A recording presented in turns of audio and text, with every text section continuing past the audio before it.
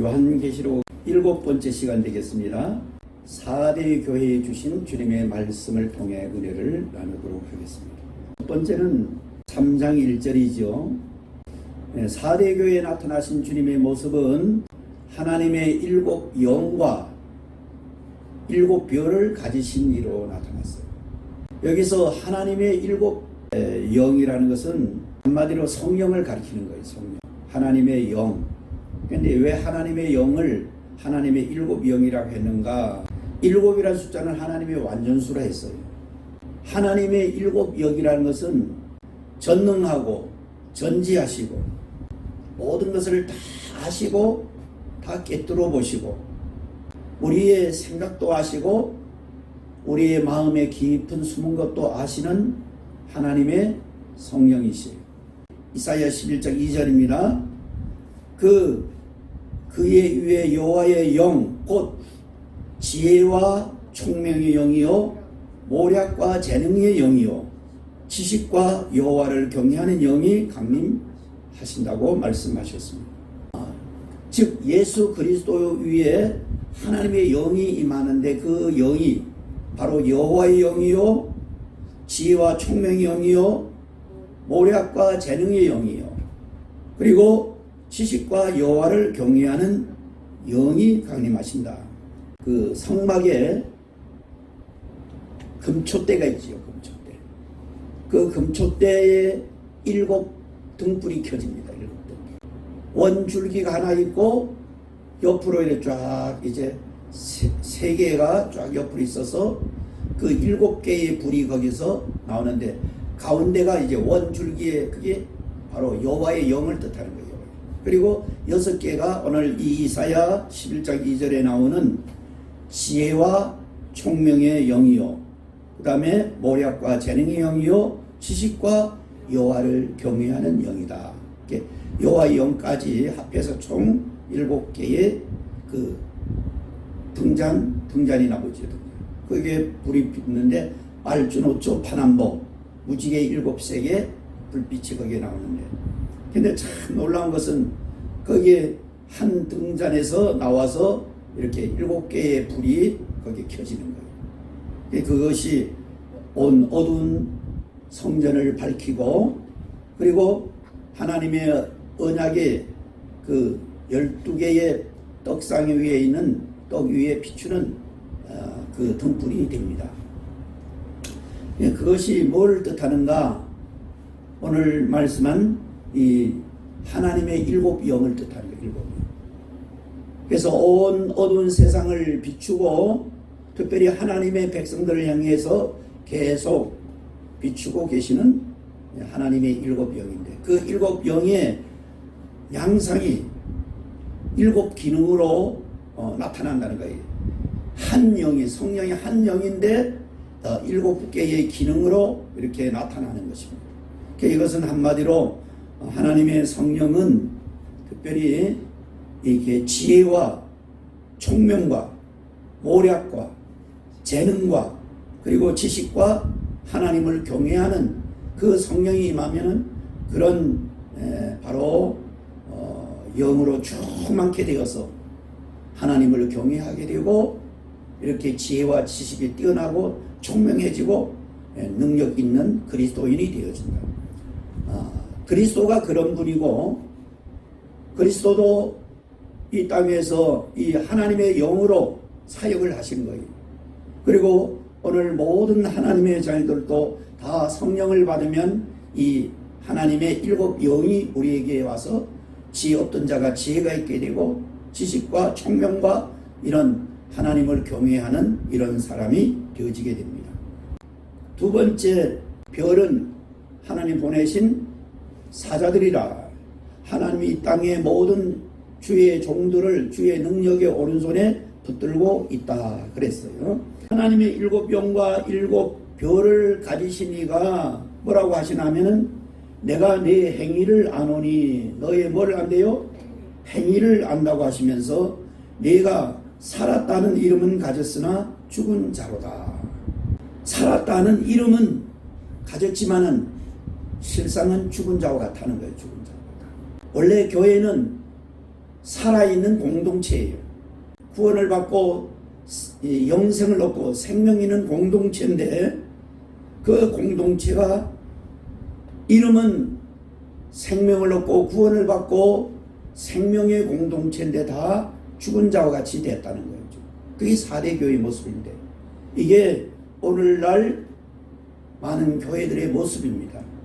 오늘날 장로교회, 감리교회, 성결교회, 순복음교회, 더 나아가서 이제 침례교회, 뭐 여러 가지 교회들이 지금 한국에 프로테스탄트 교회들이 있습니다.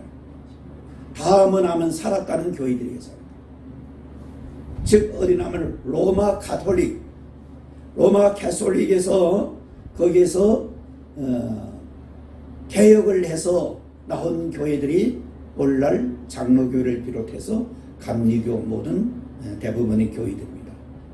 프로테스탄트라는 이 뜻이 오늘날 개혁교회, 개신교라고 하는데, 이 뜻이 원래 무슨 뜻이냐면 항거한다, 저항한다, 반대한다, 이런 뜻에서 나온 거예요. 뭐에서?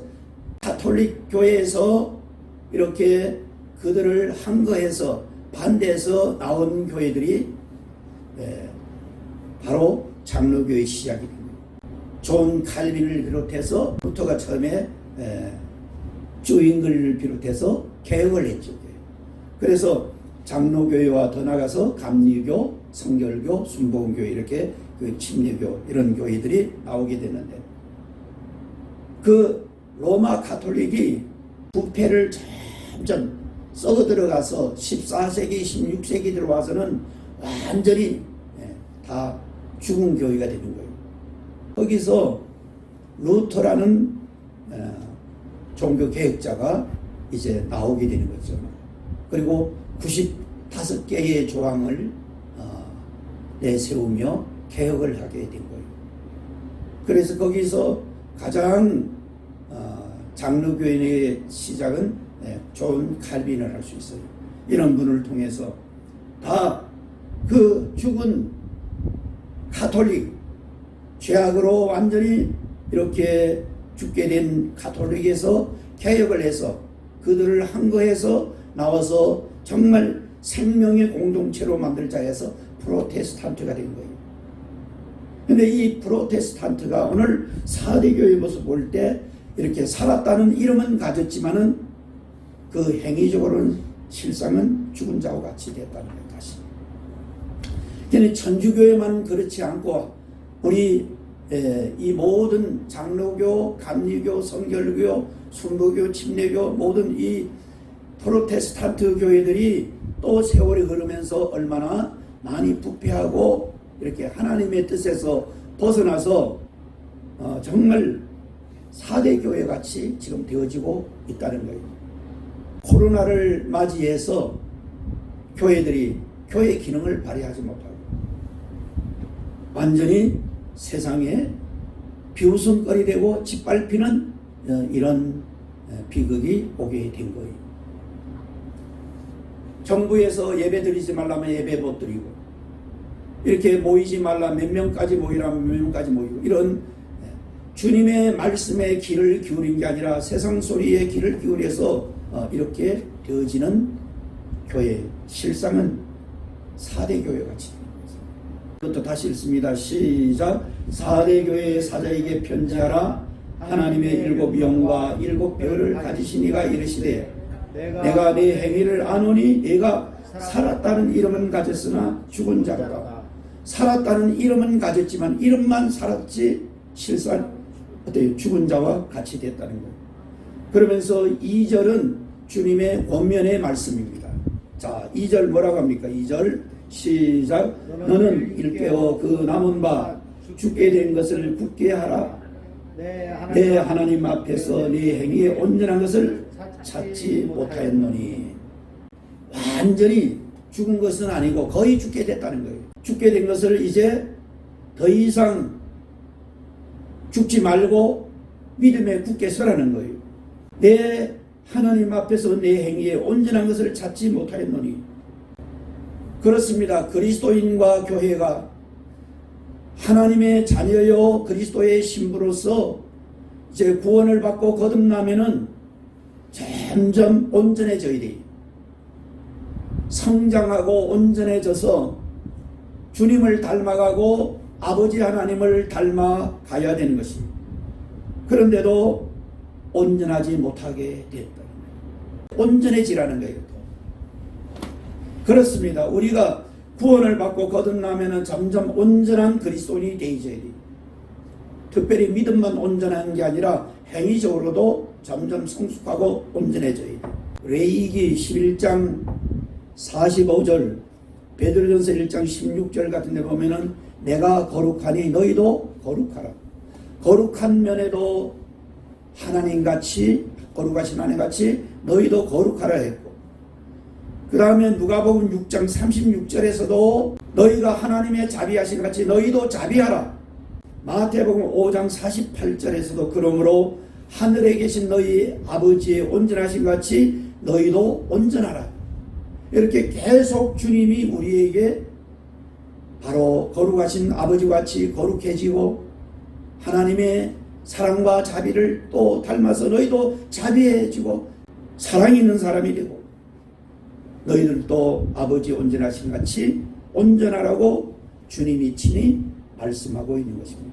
그렇습니다. 모든 그리스도인이 구원을 받았다고 거듭났다고 내가 이제 제사함 받고 천국 백성이 됐다고 그걸로만 좋게 하지 말고 이제 점점 믿음이 성숙해질 뿐만 아니라 행위적으로도 온전해지라. 그런데 4대 교회는 온전해지기는커녕 거의 다 죽게 되었고 4대 교회를 통해서 우리가 배울 것이 뭔가 점점 우리가 온전해지는 사람이 되게 돼요. 거룩한 면에도 세상을 배우고 세상을 본받지 말고 거룩하신 주님을 본받아 점점 거룩해져야 돼요. 또 자비는 뭔가 친절을 말해요. 카인드니스. 우리가 모든 사람에 대해서 정말 친절한 그리스도인이 돼요. 사랑을 베푸는 그리스도인이 돼야 돼요.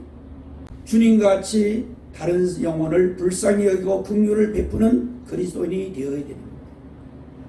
점점 주님의 온전하신 같이 우리도 온전하라고 계속 이렇게 말씀하고 있어요. 주님이 마태복음 11장 마지막에 나는 온유하고 겸손하니 너희는 내게 와서 배우라 하신다. 우리도 점점 더 온유하고 겸손한 자들로 되어져야 돼요. 근데 4대 교회는 그렇지 못하다는 거예요. 이방인과 믿지 않는 이방인과 별다른 못하는 죽은 자와 같이 그들과 거의 똑같이 되어졌다는 거죠. 이름만 살았지 행위적으로는 그렇지 못하고 죽은 자와 같이 다 되었다는 말입니다. 3절은 주님의 권면의 말씀 잘 들어야 됩니다. 그러므로 내가 어떻게 받았으며 어떻게 들었는지 생각하고 너는 너희들이 복음을 어떻게 받고 들었는지 생각하고 지켜 회개하라. 회개하라는 말이 뭐라 했어요? 돌이키라, 돌아서라. 180도로 그런 죽은 자의 삶과 같이 삶에서 돌아서라는 것. 이게 4대 교회 오늘 우리에게 주신 말씀입니다.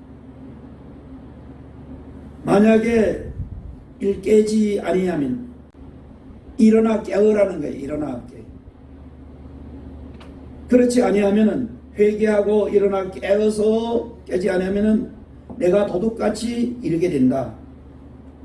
오늘 우리가 생각해 볼 말씀이에요. 주님이 어떻게 임한대요? 도둑같이 이르니 어느 때에 내게 이르는지 내가 알지 못하리라. 도둑같이 온다는 뜻은 첫째 갑자기 온다는 뜻이에요. 갑자기. 두 번째는 아무도 모르게 온다. 아무도 깊이 잠들 때 한밤중에 온다는 말이에요. 그게 무슨 뜻이냐 하면 죄악의 밤이 점점 지금 깊어지고 있는데 이 죄악의 밤이 깊어져서 주님이 오실지 않을 것 같은 이런 깊은 죄악의 밤이 깊어질 때 주님이 오신다는 말이에요. 그것도 갑자기.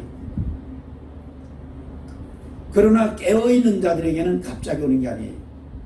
아, 주님이 오실 때가 아주 가깝구나 알게 되는 거예요. 마태복음 25장에서 열처녀의 비유도 바로 그걸 말하는 거예요. 너희가 어리석은 다섯 처녀가 되지 말고 지혜로운 다섯 처녀같이 항상 깨어서 기름 준비하다가 보라 신랑이로다 맞으러 나오라 할 때 기쁨으로 맞이할 수 있는 사람 되라는 거예요. 그게 지혜자라는 거예요. 그러나 어리석은 다섯 처녀는 기름을 준비하지 못하고 훌훌 잠만 자다가 보라 신랑이로 맞으러 나올 때 그 등불에는 기름을 준비하지 못했기 때문에 불이 붙지 않고 끝내는 바깥 어두운 가운데서 쫓겨나고 말았습니다. 주님이 다시 오실 때도 이렇게 깨어있지 못하고 이렇게 육신 가운데 거의 다 죽게 된 사람들, 육신 가운데 살아가는 이런 많은 사람들은 죄악에 빠져있고 환경에 빠져있고 시험에 빠져있고 육신에 빠져있고 이렇게 물질에 빠져있는 사람들은 주님이 오실 때를 까마득 알 수 없어요. 지금 이 되어지는 것을 볼 때 우리가 코로나 처음 올 때 제가 말씀했죠. 이런 것이 심상치 않은 것이다. 마지막 시대에 처처의 기근과 지진과 전염병이 올 것을 주님이 친히 말씀하시고 깨어있으라고 계속 주님이 말씀하고 있습니다. 데살로니가전서 5장 2절에도 나오죠. 주의 날이 밤에 도적같이 이를 줄 너희가 자세히 알기 때문에 이어서 3절에서는 평안하다 안전하다 할 그때에 갑자기 임산한 여자가 아이를 갑자기 낳는 것 같이 인자의 임함도 그러하리라. 예수님 오실 때도. 그러니 지금 예수님이 오신다고 다시 오신다고 말씀하시고 세월이 흘러가면서 마치 오지 않을 것처럼 이렇게 됩니다. 그리고 많은 이단들이 이 주님의 재림을 가지고 이렇게 그들이 악용해 가지고 많은 사람을 미혹하고 이런 시대가 지금 되어지고 있다는 거죠. 그래서 우리가 더 깨어 있어야 돼요. 주님이 특별히 도둑같이 온다는 말은 갑자기 오고 점점 도둑이 언제 낮에 들어요? 밤에? 요즘 도둑은 낮에도 들더라고요. 근데 밤에 도둑이 들고 이렇게 밤에 특별히 사람이 잠을 잘 때 도둑이 오는 거예요. 그러니까 주님이 오실 때도 마치 도둑이 드는 것처럼 한밤중에 죄악의 밤이, 밤은 뭐나 죄악의 밤이 깊어지는 거예요. 인간이 극도로 악해지고 죄악으로 이렇게 완전히 육신주의자 되고 먹고 마시자 하면서 평안하다 안전하다 할 그때에 주님이 갑자기 오신다는 거죠. 많은 이단들이 속여가지고 이렇게 예수님이 온다 하여서 제물을 바치게 하고 해서 그것을 왜 주님이 금방 오실 것처럼 하고 제물을 바치래요. 그거는 완전히 그거 알아야 돼. 거짓말쟁이들이. 그들이 그 제물 가지고 왜 땅 사고 왜 건물 짓고 땅 사고 해요. 주님이 금방 오시는데. 그건 완전히 거짓의 영에게 속으면은 그렇게 되는 거예요. 그러나 이 거짓 선지자 수많은 그 이단들이 이렇게 재림에 대해 예수님의 재림에 대해 불발탄한 게 그게 안식교도 그랬고 그리고 여호와의 증인도 그랬고 신천지도 그랬고 그리고 많은 다미 선교회 수많은 많은 이단들이 지금도 계속 주님 말씀하시겠습니다. 다시 오실 때에 많은 거짓 선지자들이 내 이름으로 와서 사람들을 미혹하리라고 주님하죠. 지금 그때다. 신천지에 거의 30만 명이 거기에 속아서 빠져있는 이런 시대. 왜 그렇게 되는가? 교회가 교회의 사명을 잘 못하는 거예요. 다 4대 교회 같이 육신주의자가 되고 죽은 자와 같이 이름은 살았다는 이름은 가졌지만 죽은 자와 같이 되어서 지금 많은 이렇게 이단에 빠지고 빼앗기고 되는 거예요. 그래서 이 4대 교회에 지금 뒤에 보면은 4절에 있잖아요. 4대의 그 옷을 더럽히지 아니한 자 몇 명이 내게 있어 흰 옷을 입고 나와 함께 다니리니 그들은 합당한 자인용이라. 4대 교회 몇 사람이 믿음을 지키는 자들이 있다는 거예요. 하여간 4대 교회는 살았다는 이름은 가졌지만은 실상은 다 죽은 자와 같이, 죽은 자는 뭘 말하냐면은 저 믿지 않은 사람이 영이 지금 죽어 있는 거죠. 그들과 행위적으로는 전혀 다른 점이 없다는 거예요. 그래서 주님이 깨어서 이제 내 죽게 된 모습을 다시 일깨워서 깨어있는 자 되고 옷을 더럽히지 말라고 지금 말씀합니다. 만약 회개하지 아니하고 너의 그 죽게 된 모습을 다시 깨어서 산저같이 살지 아니하면은 내가 도둑같이 온다.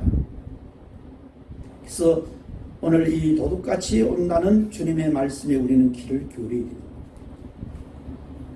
마치 주님이 오시지 않을 것처럼 또 와도 우리 대에 안 올 것처럼 100년 200년 후에 올 것처럼 믿는 사람은 다 세상에 잠들 수밖에 없어요. 주님이 마태복음 24장, 누가복음 17장, 그리고 누가복음 21장 거듭거듭 다 예수님의 초대교회 12제자에게 주시는 말씀, 그때에도 마치 다 어느 시대나 자기 시대에 예수님이 다시 오실 것처럼 말씀하셨다는 거예요. 우리도 우리 시대에 주님이 오실 것처럼 믿어야 세상에 죄악에 안 빠지고 유혹과 시험에 안 빠지고 육신에 안 빠지고 환경에 안 빠지고 이렇게 깨어있는 그리스도인이 되게 되는 거예요. 그렇지 않으면 이 마귀란 놈이 그냥 내버려 두지 않는 거예요. 살았다는 이름은 가졌지만은 다 죽게 된 자와 같이 4대 교회 같이 만든다는 거죠. 이게 지금 5번째 4대 교회의 모습이에요.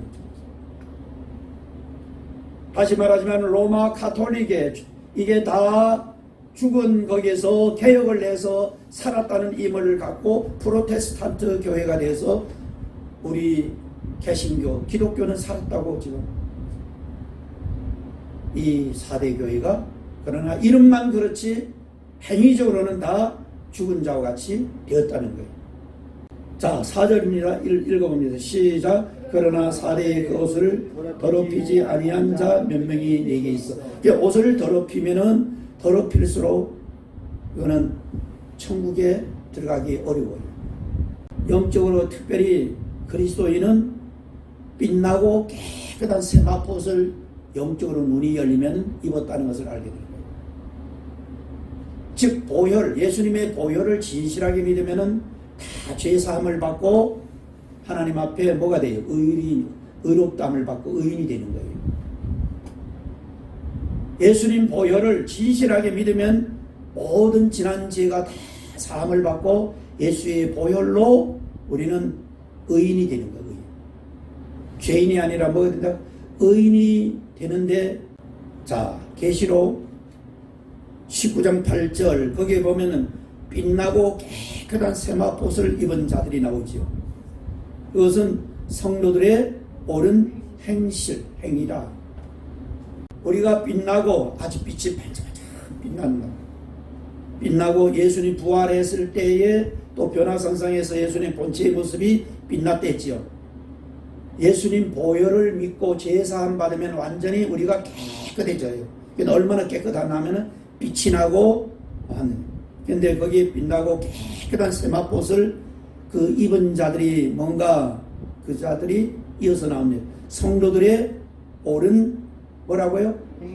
행실, 행위, 의. 성도들의 의다.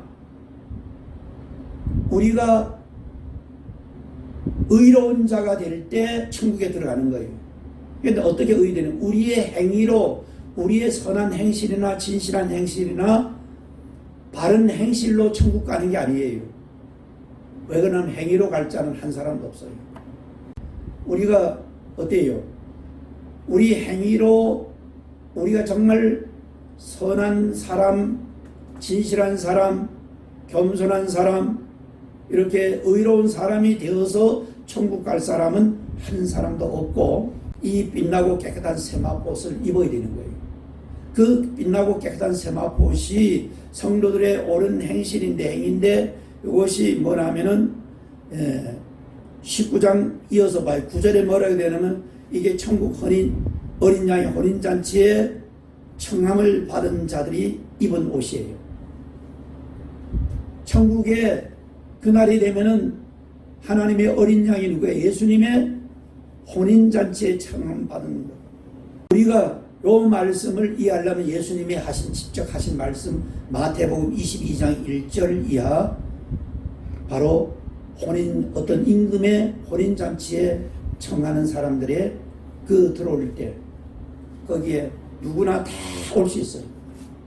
많이 배운 사람, 못 배운 사람, 건강한 사람, 몸이 부자유한 사람, 물질이 많은 사람, 작은 사람, 잘난 사람, 못난 사람, 건강한 사람, 부자유한 사람 다 올 수 있는데 딱 한 가지 거기에 들어올 수 있는 사람이 누구였어요? 마태복음 22장 왕이 준 거기에 그 두루마리의 옷을 하나 입고 거기에 들어가는 거예요.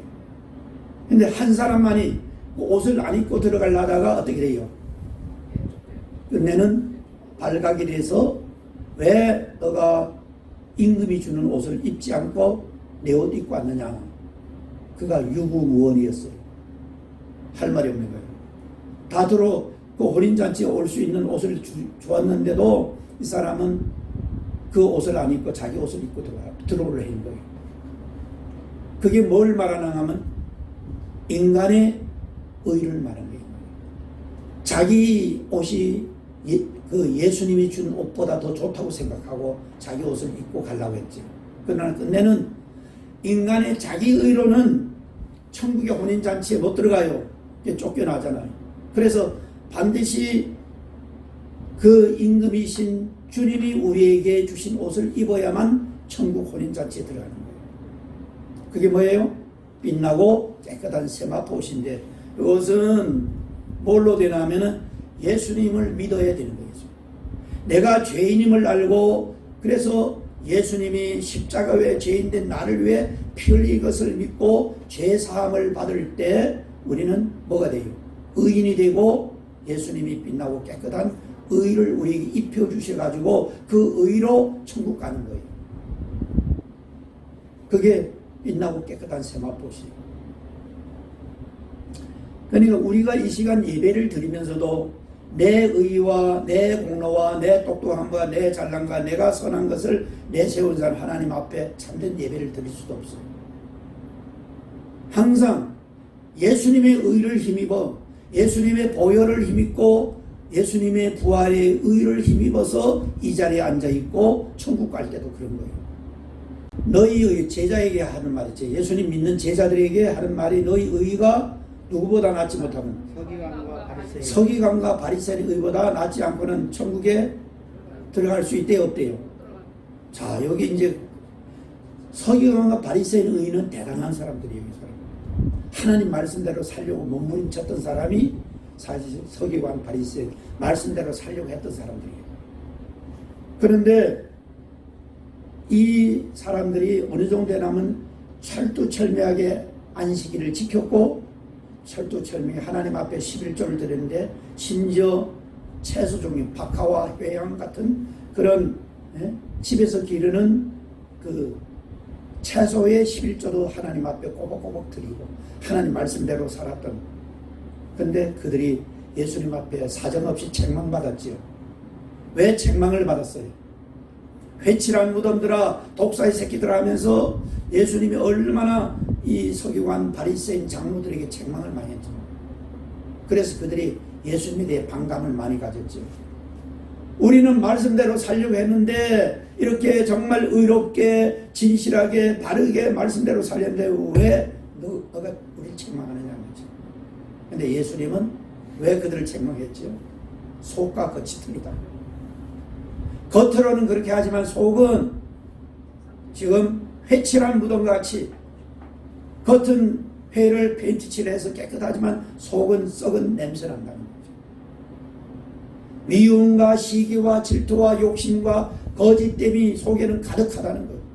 그래서 주님 앞에 사정없이 책망을 받았는데 지금 주님이 오늘 마태복음 5장 20절에서 제자들이 하는 말이에요. 너희 의가 이 서기관과 바리새인보다 낫지 않으면 너희 천국 못 간다. 자, 서기관과 바리새인보다 제자들의 의가 나을까요? 육신적으로 보면은 형편없는 육신적. 배우지 못하고 가진 것도 없을 뿐만 아니라 실제로 살아가는 것도 훨씬 더 서기관과 바리새인 못하는데 어떻게 천국 가는 거예요? 근데 너희가 나야만 그들보다 나이 간다. 이것은 예수님이 이제 그들에게 의를 준다는 거지. 너희가 이제 나를 믿고 내 흘린 보혈을 믿을 때 너희가 제사함 받고 너희가 의롭게 되어 그 의는 서기관과 바리새인 의보다 낫는 의다. 완전 무결한 의가 됩니다. 지난 모든 죄는 보혈로 다 제사함을 받고 정말 믿으면 하나님 앞에 모든 죄가 사함받고 의롭게 되어서 그 의로 천국 가는데 그게 예수님이 뭐예요? 입혀주신 의예요. 그게 빛나고 깨끗한 세마포 성도들의 옳은 의, 옳은 행실이 예수를 믿고 제사함받고 의롭게 된 사람은 눈이 열리면 주님이 나에게 뭘 천국 갈 수 있는 의의 옷을 입혀주신 거예요. 그 옷이 무슨 옷이에요? 빛나고 깨끗한 세마포를 입고 우리가 영적으로 눈이 열리지 않으면 이걸 몰라서 의인이 된 우리들이 자꾸 또다시 세상에 가서 죄악에 넘어지기 쉬워요. 넘어지면 안 되는 거예요. 넘어지면 어떻게 돼요? 죄악에 넘어지면 더러워지죠. 옷이. 빛나고 깨끗한 세마포의 가치와 기중성을 모르면 바로 이 의로 천국 가서 영원한 천국의 혼인잔치의 영광에 참여할 수 있게 됐는데도 주님이 나에게 입혀주신 이 의의 옷이 얼마나 빛나고 그 기중 모르면 우리는 또다시 세상 제약에 빠지기 쉽다는 거죠. 4대 교회가 그렇게 된 거예요. 예수님 보혈 믿고 제사 받고 의롭게 돼서 다 산자가 됐는데 또다시 뭐예요? 세상에서 죄악에 빠져 죽은 자와 같이 된 거예요. 그러나 그렇지 않고 4대 교회에서 몇 사람만이 그 믿음을 지키고 빛나고 깨끗한 세마포옷을 더럽히지 않고 그 옷을 입고 다니는 자가 있다는 거예요. 믿음을 지키는 자. 할렐루야. 오늘 우리가 이 4대 교회의 소수의 사람이지만 그런 자들이 다 되어야 돼요. 그래야 천국에 들어가고 천국의 혼인잔치에 들어가는 거예요. 자, 요한계시록 7장 9절 14만 4천 명 이후에 흰옷 입은 많은 무리들이 이제 각 나라와 족속과 방언에서 아무도 셀 수 없는 많은 흰옷 입은 무리들이 이제 종려나무 가지를 들고 보좌 앞과 어린 양에서 큰 소리로 찬양합니다.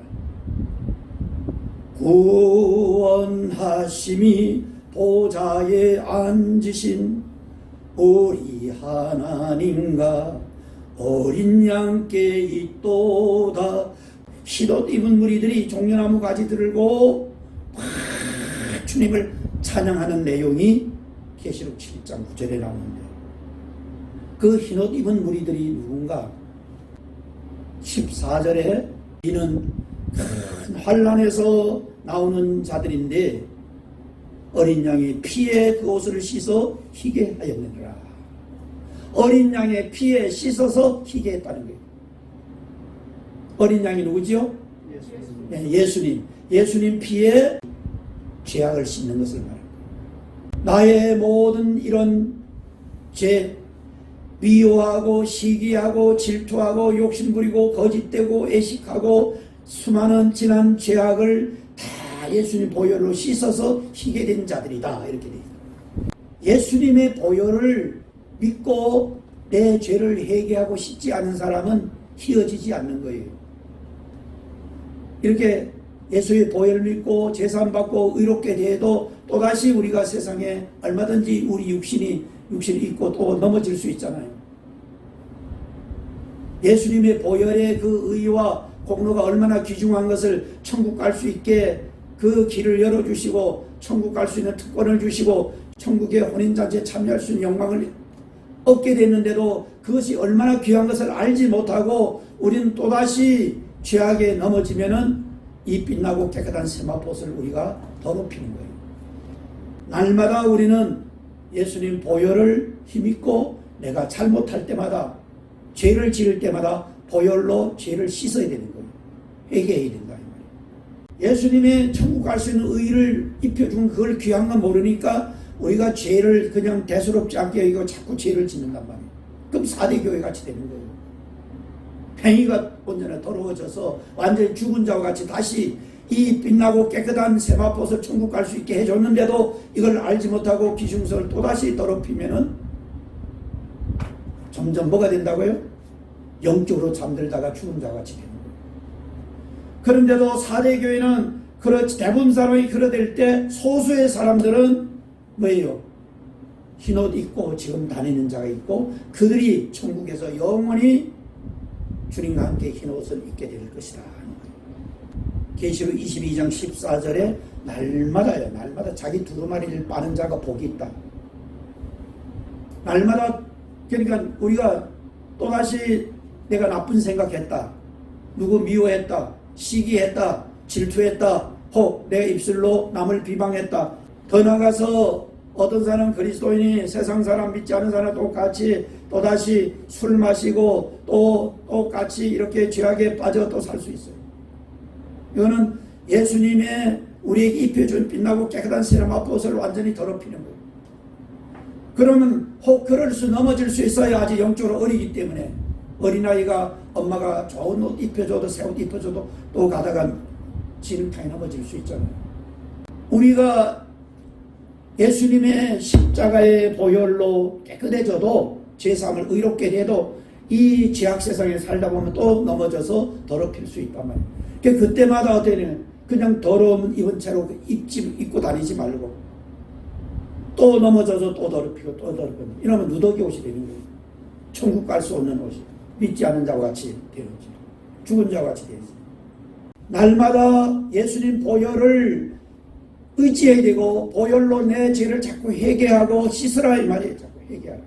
그러면은 깨끗하고 빛난 그 거룩한 내 행위를 의로운 행위를 유지하다가 주님 앞에 서야 되는 거예요. 계시록 22장 14절 한번 봅니다. 자기 두루마리를 빠는 자들이 그래서 복이 있다. 빛나고 깨끗한 세마포옷을 더러워졌는데도 더러움을 알지 못하고 계속 입고 다니지 말고 또 빨라는 거예요.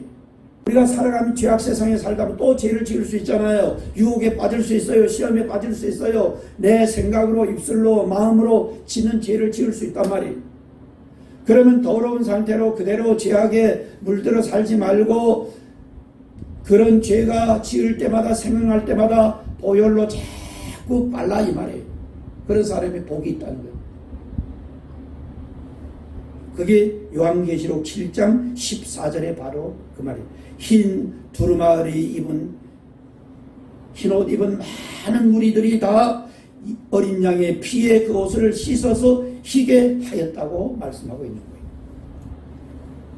오늘 우리 모두는 복 있는 자가 되기를 바랍니다. 자, 마지막으로 그러면은 이 4대 교회 이기는 자에 대해서 무슨 축복을 하셨는가 읽고 마치도록 합니다. 자, 5절입니다. 이기는 자는 이와 같이 흰옷을 입을 것이요.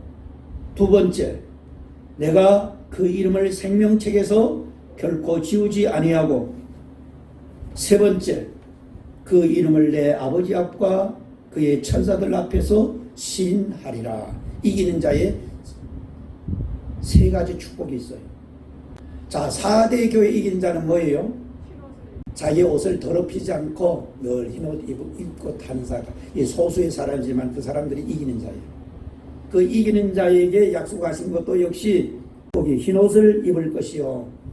천국 가서도 흰옷 입는다. 이제 흰옷 입는다 말을 잘 알아야 돼요. 예수님이 예수님의 의의 옷을 입혀주셔서 천국에서 주님과 함께 거니는 사람이 되는 거예요. 두 번째, 그 이름을 생명책에서 결코 지우지 아니한다. 생명책에, 하나님의 어린 양의 생명책에요 결코 지우지 아니한다 했는데, 이 지운다는 말이 아니라 그전 성경이 더 많이 흐리지 아니한다. 자, 우리 김교 집사 거기서는 요 글씨 보여 안 보여? 안 보여? 눈이 시력이 나빠서. 자, 권사님 보여요? 희미하게 보여요? 아, 희미하게 보이는데 조금 거리가 조금 많은데. 자, 뒤에 우리 처음 오신 분 이렇게 교회 거기서 글씨 보여요? 안 보여요? 안 보이죠? 자, 왜 희미하게 보이고 왜 보이지 않는가? 거리가 멀수록 안 보이는 거예요. 그렇습니다. 오늘 예수님의 보혈을 믿고 이렇게 의롭다함을 받고 구원을 받으면은 다 우리 이름이 하나님의 어린 양의 생명책에 다 기록이 된댔죠. 그걸 의미를 잘 깨달아야 돼요. 구원 받으면, 내가 거듭나면, 하나님의 자녀가 되면은 우리의 이름이 어린 양 예수님의 생명책에 다 기록이 돼요. 우리가 태어나면은 저 호적에 이름이 기록이 되는 것 같이 우리가 거듭나 이제 제산 받고 의롭다함을 받고 하나님 자녀 되면은 하나님의 생명책에 기록이 되는데, 내가 믿음이 어리고 하나님과 아직 가깝지 못하면은 내 이름이 정말 하나님의 생명책에 기록이 되었을까 안 되었을까 의심도 되고 그래요. 하나님의 생명책에 이름이 기록이 된 것이 얼마나 큰 영광이요 기쁨인지 예수님이 친히 말씀했잖아요. 70명의 제자들이 예수의 이름으로 나가서 병 고치고 귀신을 쫓아내고 이런 많은 사역을 하고 돌아왔을 때 막 기뻐하고 즐거워할 때 예수님이 하신 말씀, 그 귀신들이 너희들이 항복하고 병이 고치어지는 것으로 기뻐하지 말고 내 이름이 하나님의 어린 양의 그 생명책에 기록된 것으로 기뻐하라. 그러니까 우리가 구원을 받고 내 이름이 예수님의 그 생명책에 기록이 되었다는 것을 정말 확신하는 것이 얼마나 중요한 믿음인지 몰라요. 그런데도 우리가 아직 믿음이 어리고 주님과 가깝지 못하고 주님과 멀어질수록 죄를 지으면 자꾸 멀어지는 거예요. 죄를 지으면. 잘 알아야 돼. 하나님과 어떻게 해서 가까워지고 멀어지는 거예요. 죄 사함을 자꾸 받을수록 거룩해지면 하나님 가까워지고, 또다시 죄를 지으면 천국 갈 수 있는 백성이 죄를 지으면 자기 이름이 예수님의 생명책 기록이 되었는데도 주님과 가까이 생활 안 하고 뭐 자꾸 멀리 이렇게 죄를 지으면은 내 이름이 기록이 된지 안 된지 잘 몰라 돼요. 하나님과 멀어질수록 내 이름이 희미하게 보이다가 이렇게 마치 그래. 나는 여러분들이 더 하나님 앞에 예배하고 하나님을 더 가까이 하고 늘 성경도 집에서도 가까이 읽고 정말 기도하는 생활을 하고 해서 가까워져서 여러분들의 이름이 하나님의 생명책에 기록된, 아주 분명하게 확실하게 기록된 것을 알 수 있고 볼 수 있기를 주의 이름으로 축복합니다. 그렇게 돼야 돼요. 그렇지 않고 교회는 왔다 갔다 하면서 여전히 믿음 생활 제대로 안 하고 하나님과 멀어지면은 내 이름이 정말 천국에 기록되었을까? 나 오늘 하나님 불러 천국 갈 수 있을까? 못 갈까? 그렇게 의심하고 하는 것은 아직까지 멀다는 거예요. 멀으면 잘 안 보여요. 오늘 사대교회 이기는 자가 되면은 그 구원받은 사람의 이름, 사대교회 소수의 사람들 그 이름을 생명책에 결코 희미하게 기록 안 되고 분명하게 기록되는 거예요. 이건 지우지 않는다는, 지운다는 것은 완전히 없어지는 건 말이에요. 요거보다 그전 성경에 번역한 게 맞아요. 희미하지 아니하고 이게 분명한 이름이 기록된다는 거죠. 어떻게 하냐면 사대교회 이기는 자와 같이 늘 믿음을 지키고 죽은 자와 같이 살지 않고 정말 살아있는 자로 하나님의 믿음을 지키고 말씀 따라 살면은, 믿음으로 살면은 내 이름이 어린 양의 생명책에 확실히 기록된다고 말씀했고, 세 번째는 그날이 되면은 아버지 앞과 천사들 앞에서 그의 이름을 시인하고 그를 시인해 준다. 주님이 살아계실 때 말씀했어요. 뭐라 했죠? 너희가 나를 시인하면 내가 아버지 앞과 천사들 앞에 너희를 시인해주고 너희가 사람들 앞에 나를 부인하면 나도 너를 아버지와 천사들 앞에서 너희를 부인한다 말씀했어요. 그렇습니다. 우리가 이 땅에서 주님을 알아들이고 인정하고 늘 주님을 높이고 이렇게 살아야 돼요. 주님을 사랑하며 주님을 사람들 때문에 내가 주님을 외면하고 사람들 때문에 주님을 부인하면 주님도 우리가 하나님 앞에 설 때에 천사들 앞에서 너가 나를 모른다고 부인하지 않느냐 나도 너 몰라 이렇게 한 말이에요. 그러나 오늘 우리에게 어떤 어려움이 오든지 시험이 오든지 무엇이 손해가 되는지 사람들 앞에서 내가 주님 믿는 그리스도인으로서 하나님의 자녀로서 구원받은 자로서 믿음을 지키고 시인하고 예수의 이름을 알아들이고 높이고 시인하면은 천사들 앞에 아버지 앞에서도 시인해 준다는 약속의 말씀입니다. 오늘은 이 4대 교회의 주님 주신 말씀 7교회 주신 말씀 이렇게 나타나신 주님 권면의 말씀 책망의 말씀 또 우리가 회개하고 이기는 자로 살라고 4대 교회에서 이기는 자 소수의 무리지만은 이기는 자로 잘 살아서 이기는 자가 되면은 하나님께서 그에게 흰옷을 입혀주시고 하나님의 바로 어린 양의 생명책에 그 이름을 분명하게 기록해 주시고 아버지 앞과 천사들 앞에서 그들을 시인해 준다는 약속의 말씀이 오늘 우리들의 모든 은혜와 축복의 말씀이 되기를 주의 이름으로 축복합니다.